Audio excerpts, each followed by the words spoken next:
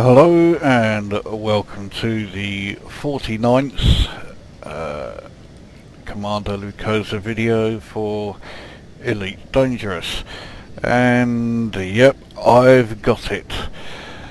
Commander Lucosa is proudly showing his ASP to every single one of you, and you are quite welcome if you wish to come along and kiss my ASP and admire the shapely ASP that stands proudly before you, and I dare say there will be plenty of lines like that to come in the next couple of videos. I've only just got it. I've been playing the game all night. It's currently 10 past 8 in the morning. I've been on this since I don't know when, about 2 in the morning. Consequently, I am absolutely shagged out, so there's not going to be any action here. This is just going to give you a detailed inspection or a detailed look at the ASP and what it comes with, what it can have, and its basically all its stats and everything. So we'll start in the bottom right here. Power usage is currently at 8.61 megawatts, unladen 13.6 megawatts. I've no idea why they show the unladen. You're never going to have a completely unladen ship, so. The stock cargo capacity, the whole ship is stock, I haven't upgraded a single thing, is 70 tons, which is not bad at all. Fuel capacity 32 tons, so that's double what I had in the Type 6 that I've just got rid of. Mass is currently 438 tons, maximum obviously 508 tons with the cargo. If the cargo was maxed. The engine limit is 840 tons. I don't know if that changes with upgrades or not. Oh well. The jump range is certainly not bad considering this is completely stock. 13.12 light years unladen, 11.31 light years laden. So I'll have no problem getting to and from the two systems that I've been going to. And my balance has taken one hell of a whack as a result. It was close to 4.6 million. It's now down to 119,396. So I need to do quite a few more of my trade runs if I'm going to afford all of the upgrades that I want for this ship. Because as good as I'm sure it is, I'm also pretty sure it's going to need a lot of upgrading. So on to the fun part, the hard points. And the first thing you'll notice is that the utility mounts are listed first, almost as if to really stress the point that this isn't meant to be an out-and-out combat vessel, it's the ASP Explorer. So the utility mounts seem to be given priority, so it has 4 of those, which can be fitted with all the usual gubbins. Now the fun part, it comes with 6 weapons hardpoints, 4 small or class 1s and 2 medium class 2s. Has 2 pulse lasers loaned like all others, and the other 3 are all empty. The other 4, sorry, are all empty. These 2 are 2 more smalls, and these are the big ones, the medium ones. So The bulkheads, it's just for the hell of it, look how much they are. So the reinforced alloy is 5.3 million. The military grade composite is 16.719 million. Mirrored surface 27.49 million. Reactive surface 29 million and change. Fuck, don't think I'll be getting any of them just yet.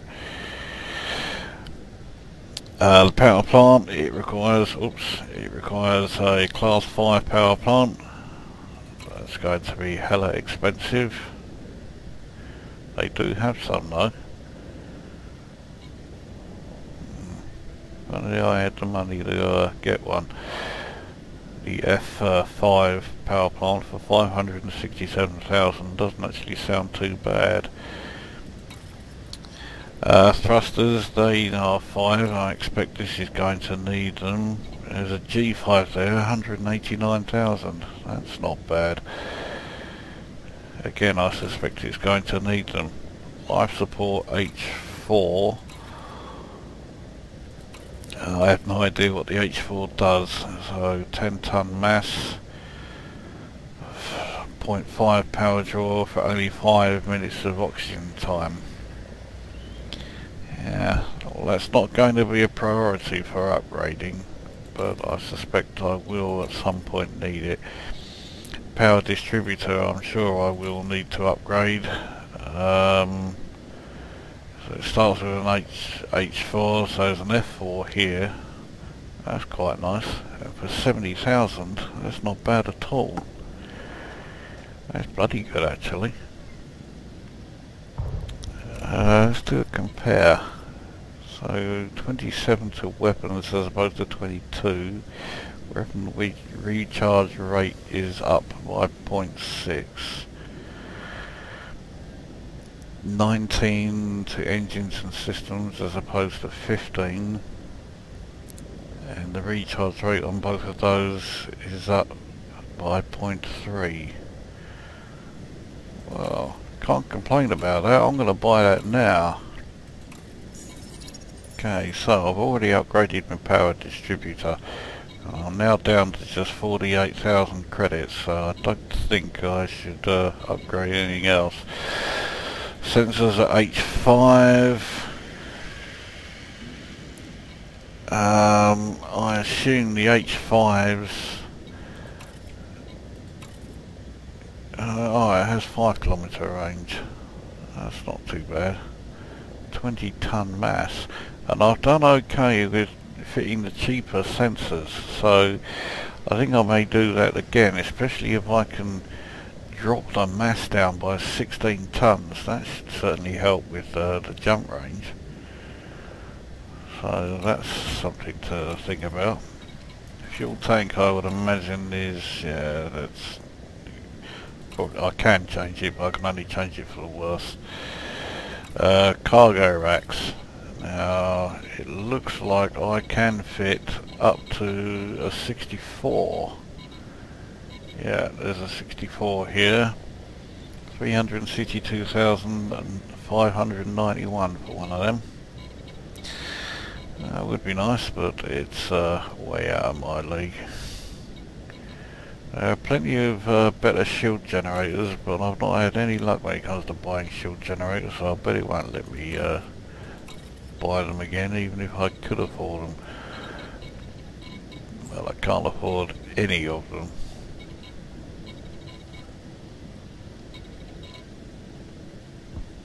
It said I needed a class 5. Here, okay, so this is an F5 and it's 198,000. I don't know, it's a shield cell bank. Fucking prick. Oh, it is a shield cell generator.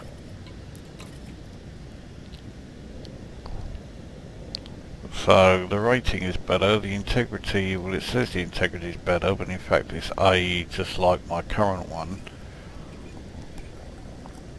The power draw is worse, and the actual shield generation optimal and maximum are the same. So yeah, not too fussed about that one just yet. There's my two blank ones there. Now if I can replace these two 32 tons with 64 ton, and then I'd upgrade this one to sort of 4, I can definitely fit the 8, looks like that's it. So if I upgraded that to an 8, so that would be 128, 136, and I upgrade this one to a 4, so that would give me 140 tons. That would be plenty. And then I could equip these two with some of the new equipment that I particularly want, and that would be a shield cell bank for one. I like the sound of being able to improve or basically repair my shields when they're damaged, especially if they're getting low. And the auto field maintenance unit. Okay, it doesn't repair your hull, but it does repair your or most of your internal ship modules, so that would come in extremely handy. So I would fit those two things in them. The basic discovery scanner, so I got my scanner back, but for the ASP, I think I would certainly look at getting a better discovery scanner, not just sticking with the basic one. Might as well do some exploring, since that's what the ship is designed for.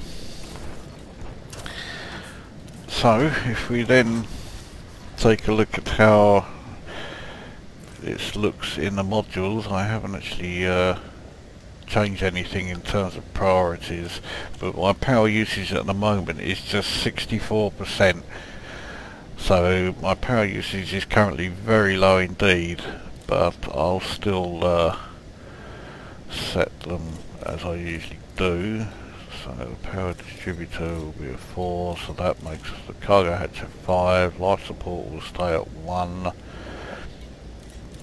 weapons goes to 3, frame shift drive goes to 5, sensors to 4, power plant you can't change. Okay, so at the moment that's it for my priorities, but they'll be there will be more added, that's for sure. Fire group, well, very basic at the moment. I may as well add the basic discovery scanner to fire group 2 for the moment. Cargo, well, not got anything in there yet, and the functions, just never had anything worth putting in there at the moment. Let's see if that does remind me. Let's have a check on how much some of these weapons are. I did check class 2s before when I had the Cobra, but let's see exactly how high they go up to. So if you had a focus beam laser turret, 2,309,890 for one of those. Yeah, don't think I'll be getting one of them anytime soon. Not unless I can make enormous amounts of profit on this ship. For a class 2, I would probably be looking at one of, or a couple of these, the gimbaled overcharged multi-cannons. A couple of those would be quite nice. Class 2 cannon would be quite nice as well, but they both do the same amount of damage per second. It's just that the cannon, because it has a much slower fire rate, so the damage level is actually huge. Yeah, I think I'll leave the cannons. So those will do nicely. You see, beam lasers I've not actually tried yet on Beta 2. I don't know how good they are, so Yeah, I'd be tempted to maybe use beam lasers to try, but I'd also be looking for my old favourites, if they've got any here. Doesn't look like they do. And that is my overcharged gimbaled burst lasers. Ah, there we are. So they have... Now I could actually have 3 of those. Actually no, I could have 4 of those. I think 4 of these things would be a bit much. That would definitely be playing havoc with my power and my heat levels. So I think... See, I'm not sure what to think. Putting together this loadout may require a bit of thought. Missile racks would be very tempting.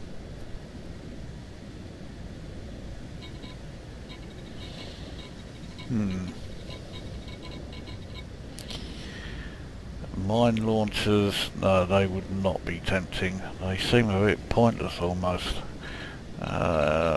So, yes, a lot to go through there. So, there we have the ASP, and what a beautiful ASP it is too. And I've already upgraded one thing on it. I haven't even taken it anywhere, so the power distributor has been upgraded already, purely because it was at such a decent price I couldn't say no. I don't know, I just cannot say no to a good looking ASP.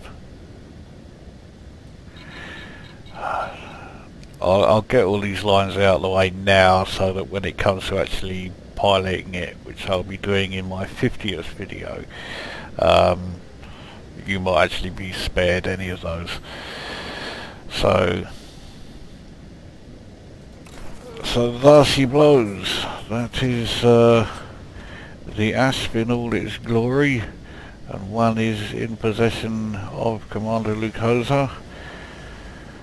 And now I just need to make an enormous amount of credits to upgrade the thing, but at least I have it. So I consider that quite an achievement, not least because